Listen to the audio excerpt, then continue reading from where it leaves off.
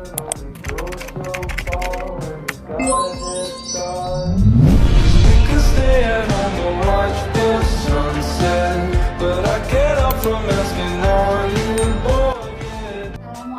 warahmatullahi wabarakatuh.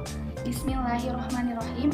Rabbi shrahli sadri wa yassirli amri wahlul 'uqdatam min lisani yafqahu qawli. Alhamdulillahirabbil alamin wa bihi nasta'inu ala umuri dunya waddin. Shalatu wassalamu ala Rasulillahi sallallahu alaihi wasallam wa ala alihi wa sahbihi ajma'in. Amma ba'du. Yang terhormat Bapak Dr. Asep Tencu MPD dan Ibu Hildatus Solihah SPD MSIP yang menjadi dosen pengampu di kelas kami. Dan tak lupa kepada teman-teman yang saya cintai dan saya banggakan, izin memperkenalkan diri, nama saya Rika Haulina dari kelompok 2 yang akan membahas tentang pengertian hak dan kewajiban warga negara. Tentu saja hak dan kewajiban memiliki makna yang berbeda. Apa itu hak? Hak adalah sesuatu yang dimiliki oleh semua orang dari lahir bahkan sebelum lahir. Dalam Kamus Besar Bahasa Indonesia, hak didefinisikan sebagai hal yang benar, milik, kewenangan, kekuasaan untuk berbuat. Profesor Dr. Notonegoro mengemukakan bahwa hak adalah kuasa untuk menerima dan melakukan sesuatu sebagai semestinya. Menurut Jimmy Asidiki, hak terbagi ke dalam 4 kelompok. Yang ke-1 adalah hak sipil. Contohnya, hak hidup dan bertahan hidup. Contoh yang lain adalah menikah dan mempunyai keturunan. Kelompok kedua, hak politik, sosial, dan budaya.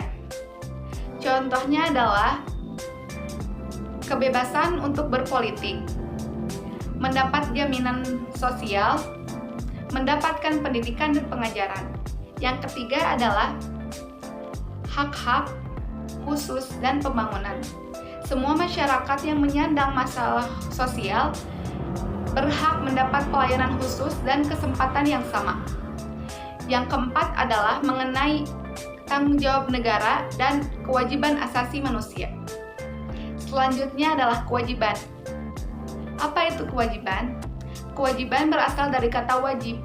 Menurut Profesor Dr. Notonegoro, wajib adalah beban untuk diberikan kepada pihak tertentu, tidak oleh pihak yang lain. Jadi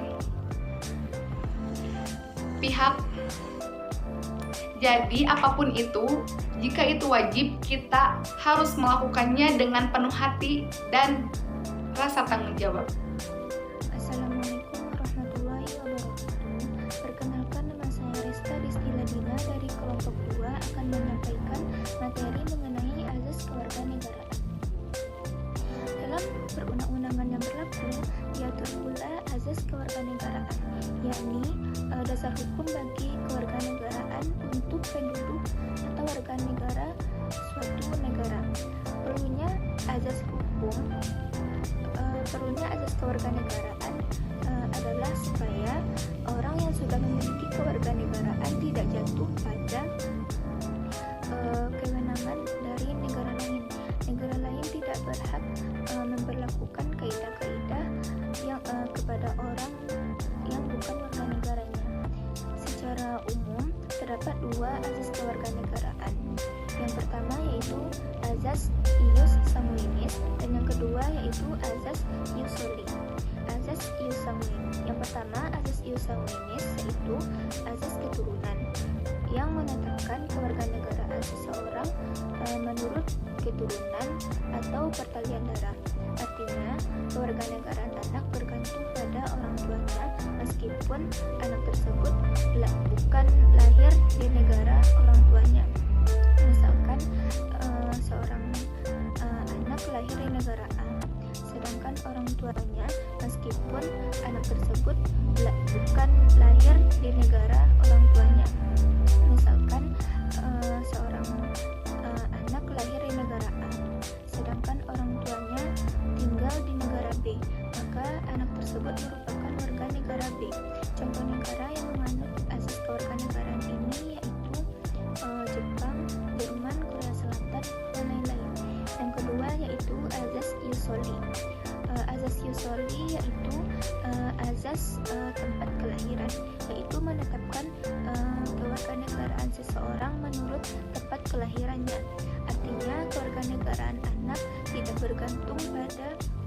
tempat tinggalnya orang tua. Misalkan seorang anak lahir di negara A, sedangkan orang tuanya merupakan warga negara B, maka anak tersebut merupakan warga negara A. Contoh negara yang menganut asas kewarganegaraan ini yaitu Kanada, Kamboja, Brazil, dan lain-lain. Sekian, terima kasih. Assalamualaikum warahmatullahi wabarakatuh. Emilia Agustin akan menjelaskan dasar hukum warga negara Indonesia. Sebelumnya, kewarganegaraan merupakan keanggotaan seseorang dalam kontrol satuan politik tertentu secara khusus, yaitu negara, yang dengannya membawa hak untuk berpartisipasi dalam kegiatan politik. Seseorang dengan keanggotaan yang demikian disebut warga negara. Dasar hukum dari Undang-Undang Nomor 12 Tahun 2006 tentang Kewarganegaraan Republik Indonesia, pasal 20, pasal 21, pasal 26, pasal 27, pasal 28B ayat 2, pasal 28D ayat 1 dan ayat 4. Pasal 28E ayat 1, pasal 28I ayat 2, dan pasal 20J Undang-Undang Dasar Negara Republik Indonesia tahun 1945. Undang-Undang Kewarganegaraan Republik Indonesia disahkan oleh Presiden Susilo Bambang Yudhoyono pada tanggal 1 Agustus 2006 di Jakarta. Undang-Undang Nomor 12 Tahun 2006 tentang Kewarganegaraan Republik Indonesia mulai berlaku setelah diundangkan dalam Lembaran Negara Republik Indonesia tahun 2006 Nomor 63 dan penjelasan atas Undang-Undang Nomor 12 Tahun 2006 tentang Kewarganegaraan Republik Indonesia dalam tambahan Lembaran Negara Republik Indonesia nomor 4634 pada tanggal 1 Agustus 2006 di Jakarta oleh Menteri Hukum dan Hak Asasi Manusia, yaitu Hamid Awaludin. Pada saat Undang-Undang Nomor 12 Tahun 2006 tentang Kewarganegaraan Republik Indonesia mulai berlaku, Undang-Undang Nomor 62 Tahun 1958 tentang Kewarganegaraan Republik Indonesia tahun 1958 Nomor 113. B. Peraturan Pelaksanaan Undang-Undang Nomor 62 Tahun 1958 tentang Kewarganegaraan Republik Indonesia. Proklamasi Kemerdekaan Republik Indonesia. Ihwal kewarganegaraan diatur dalam Undang-Undang Nomor 3 Tahun 1946 tentang warga negara dan penduduk negara. Undang-undang tersebut kemudian diubah dengan Undang-Undang Nomor 6 Tahun 1947 tentang perubahan Undang-Undang Nomor 3 Tahun 1946 dan diubah lagi dengan Undang-Undang Nomor 8 Tahun 1947 tentang memperpanjang waktu untuk mengajukan pernyataan berhubung dengan kewarganegaraan negara Indonesia dan Undang-Undang Nomor 11 Tahun 1948 tentang memperpanjang waktu lagi untuk mengajukan pernyataan berhubung dengan kewargaan negara Indonesia. Ihwal kewarganegaraan terakhir diatur dengan Undang-Undang Nomor 62 Tahun 1958 tentang Kewarganegaraan Republik Indonesia sebagaimana telah diubah dengan Undang-Undang Nomor 3 Tahun 1976 tentang perubahan pasal 18 Undang-Undang Nomor 62 Tahun 1958 tentang Kewarganegaraan Republik Indonesia. Undang-Undang Nomor 62 Tahun 1958 tentang secara filosofis, yuridis, dan sosiologis sudah tidak sesuai lagi dengan perkembangan masyarakat dan ketatanegaraan Republik Indonesia. Secara filosofis, undang-undang tersebut masih mengandung ketentuan yang belum sejalan dengan falsafah Pancasila. Secara yuridis, landasan konstitusional adalah Undang-Undang Dasar Sementara tahun 1950 yang sudah berlaku sejak Dekret Presiden 5 Juli 1959 yang menyatakan kembali kepada Undang-Undang Dasar 1945. Secara sosiologis, undang-undang sudah sesuai lagi dengan perkembangan dan masyarakat Indonesia sebagai bagian dari internasional dalam pergaulan global. Berdasarkan pertimbangan tersebut di atas, perlu dibentuk Undang-Undang Kewarganegaraan yang baru sebagai pelaksanaan pasal 26 ayat 3 Undang-Undang Dasar Negara Republik Indonesia tahun 1945 yang mengamanatkan agar hal-hal mengenai warga negara dan penduduk diatur dengan undang-undang. Untuk memenuhi persyaratan masyarakat dan melaksanakan amanat Undang-Undang Dasar sebagaimana tersebut di atas, undang-undang ini memperhatikan asas-asas kewarganegaraan umum atau universal, yaitu asas ius sanguinis, ius soli, dan campuran. Hukum yang mengatur Undang-Undang Kewarganegaraan Republik Indonesia adalah Undang-Undang Dasar dan peraturan perundang-undangan, antara lain Undang-Undang Dasar 1945 melalui pasal-pasal 26, 27, 28B ayat 2, 28D ayat 1 dan 4, 28E ayat 4, 28I ayat 2, 28J. Kemudian, Undang-Undang Nomor 12 Tahun 2006 dalam sejarahnya sebelum berlakunya Undang-Undang Nomor 12 Tahun 2006 tentang Kewarganegaraan Republik Indonesia, ada banyak pengaturan mengenai kewarganegaraan di Indonesia, baik berupa peraturan perundang-undangan maupun peraturan pelaksanaan berupa peraturan pemerintah, keputusan presiden, instruksi presiden. Perubahan-perubahan itu dilakukan karena banyaknya permasalahan pengaturan kewarganegaraan di Indonesia. Akan tetapi, beberapa perbedaan yang sangat mencolok dapat dilihat sebagai berikut. 1. Undang-Undang Nomor 3 Tahun 1946 tentang Warga Negara dan Penduduk Negara Indonesia. 2. Undang-Undang Nomor 62 Tahun 1958 tentang Kewarganegaraan Republik Indonesia dan Undang-Undang Nomor 3 Tahun 1976 tentang perubahan pasal 18 Undang-Undang Nomor 62 Tahun 1958 tentang Kewarganegaraan Republik Indonesia dan 26. Nomor 3, Undang-Undang Nomor 12 Tahun 2006 tentang Kewarganegaraan Republik Indonesia. Pada waktu Republik Indonesia diproklamasikan pada tanggal 17 Agustus tahun 1945, negara Republik Indonesia belum memiliki Undang-Undang Dasar 1945. Sehari kemudian, tanggal 18 Agustus 1945, Panitia Persiapan Kemerdekaan Indonesia (PPKI) mengesahkan Undang-Undang Dasar 1945 mengenai kewarganegaraan. Undang-Undang Dasar 1945 menyebutkan antara lain 1. Pasal 26 ayat 1 menentukan bahwa yang menjadi warga negara adalah orang-orang bangsa Indonesia asli dan orang-orang bangsa lain yang disahkan dengan undang-undang sebagai warga negara Indonesia. 2. Pasal 26 ayat 2 menentukan bahwa syarat-syarat yang mengenai kewarganegaraan yang ditetapkan dengan undang-undang. Autentik penjelasan Undang-Undang Dasar 1945 mengenai ketentuan di atas dijelaskan berikut.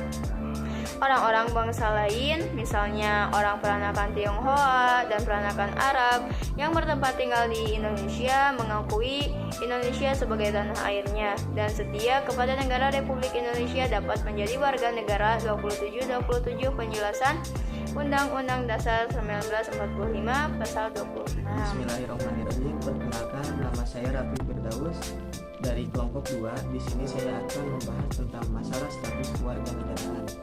Seperti yang telah dinyatakan dalam pasal 15 Deklarasi Universal Hak Asasi Manusia pada tahun 1948 menyatakan bahwa semua orang berhak mendapatkan kewarganegaraan dan tak seorang pun boleh dirubah kewarganegaraannya secara sewenang-wenang atau dilarang merubahnya.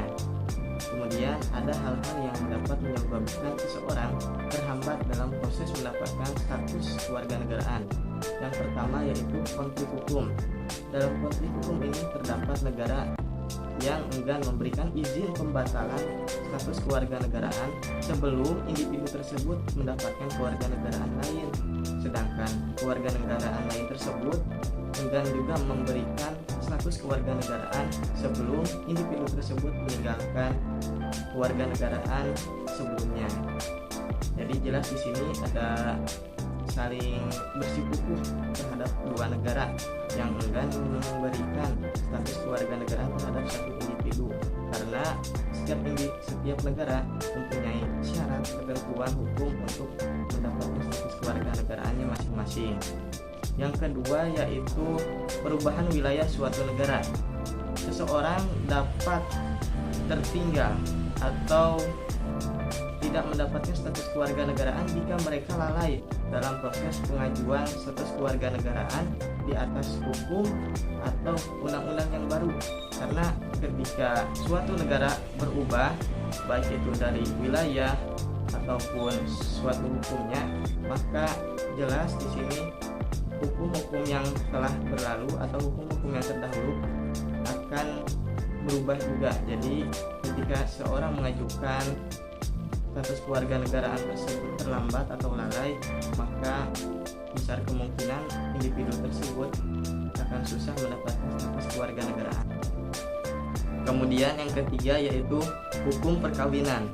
Seorang perempuan dapat tak berkewarganegaraan jika setelah ia menerima status kewarganegaraan suaminya, kemudian mereka bercerai sehingga mereka kehilangan status kewarganegaraan yang telah diperolehnya pada saat menikah. Sedangkan kewarganegaraan aslinya tidak dipulihkan secara otomatis. Kemudian yang terakhir yaitu tidak mempunyai surat kelahiran. Tanpa bukti kelahiran yang jelas, seorang anak akan sulit dalam mendapatkan identitas dirinya serta dalam memperoleh status kewarganegaraan. Sekian yang dapat saya sampaikan. Terima kasih. Kemudian yang selanjutnya, hak dan kewajiban warga negara. Status warga negara yang diperoleh seseorang dari negara mengakibatkan adanya hak dan kewajiban. Hak yang dimaksud adalah sesuatu yang harus diperoleh oleh warga negara setelah melaksanakan segala sesuatu yang menjadi kewajibannya sebagai warga negara. Hak dan kewajiban warga negara ditetapkan dalam Undang-Undang Dasar 1945 dalam pasal 27 sampai pasal 34. Berikut dijelaskan beberapa hak dan kewajiban warga negara tersebut. Hak warga negara yang pertama, hak kesamaan kedudukan di hadapan hukum dan pemerintahan tercantum dalam pasal 27 ayat 1, yaitu tiap-tiap warga negara bersamaan kedudukannya di dalam hukum dan pemerintahan dan wajib menjunjung hukum dan pemerintahan itu dengan tidak ada kecualinya. Ya, teman-teman. Ya, di sini kita bisa melihat dari maksud hak yang pertama di sini. Jadi masyarakat atau warga negara bersamaan dengan pemerintahan itu hukumnya sama, teman-teman. Jadi nggak ada yang namanya pegawai ini korupsi dihukum 12 tahun penjara, sedangkan warga negara yang korupsi dihukum 15 tahun penjara. Nggak ada seperti itu ya, teman-teman. Jadi hukumnya semua sama, baik itu pegawai ataupun masyarakat atau warga negara.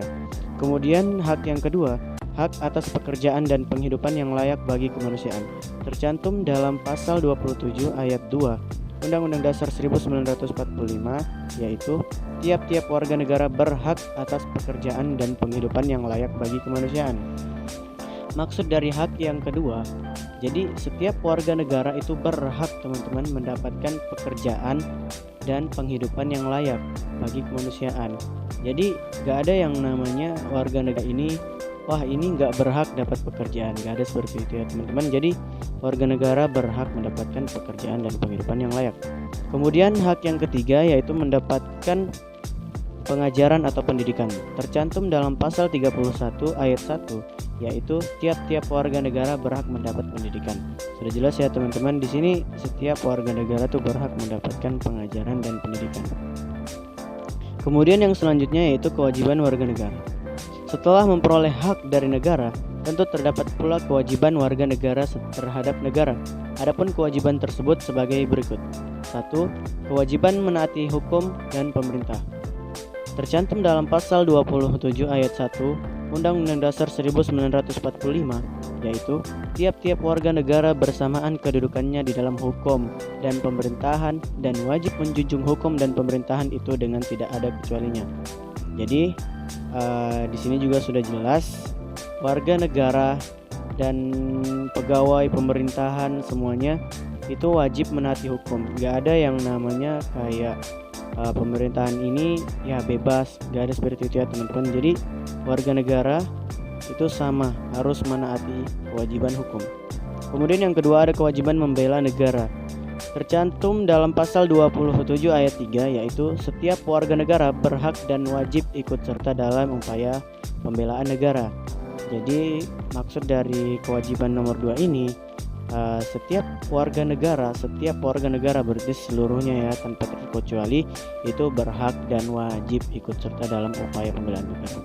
Kemudian kewajiban yang ketiga, kewajiban menghormati hak asasi orang lain. Tercantum dalam pasal 28J ayat 1 mengatakan, yaitu setiap orang wajib menghormati hak asasi manusia orang lain. Jadi di sini juga sudah jelas teman-teman, kewajiban nomor 3 itu semua warga negara itu wajib menghormati hak asasi orang lain. Mungkin cukup sekian dari saya. Bismillahirrahmanirrahim. Saya akan menyimpulkan berdasarkan rumusan masalah yang terdapat di dalam makalah Hak dan Kewajiban Warga Negara. Rumusan masalah yang pertama yaitu apa yang dimaksud dengan hak dan kewajiban warga negara.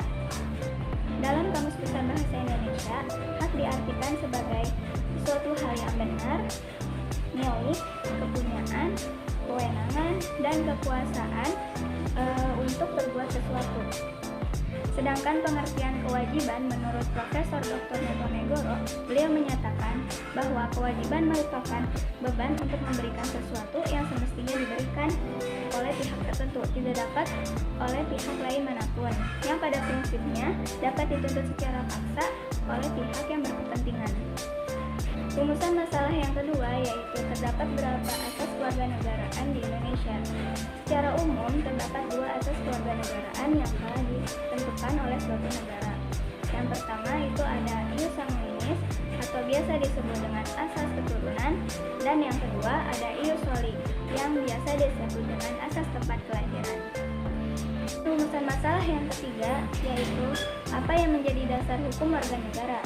Yang menjadi dasar hukum warga negara yaitu Undang-Undang Nomor 12 Tahun 2006 yang telah disahkan oleh Presiden Susilo Bambang Yudhoyono pada tanggal 1 Agustus tahun 2006 di Jakarta. Kemudian rumusan masalah yang keempat yaitu bagaimana masalah status kewarganegaraan Indonesia. Terdapat beberapa hal yang menyebabkan seseorang terhambat dalam proses mendapatkan status kewarganegaraan. Apa saja? Yang pertama itu ada konflik hukum, kemudian yang kedua perubahan wilayah negara, ketiga hukum perkawinan, dan yang keempat tidak memiliki surat kelahiran. Dan rumusan masalah yang terakhir yaitu apa saja yang termasuk hak dan kewajiban warga negara Indonesia. Yang pertama itu mengenai hak. Apa saja hak warga negara Indonesia?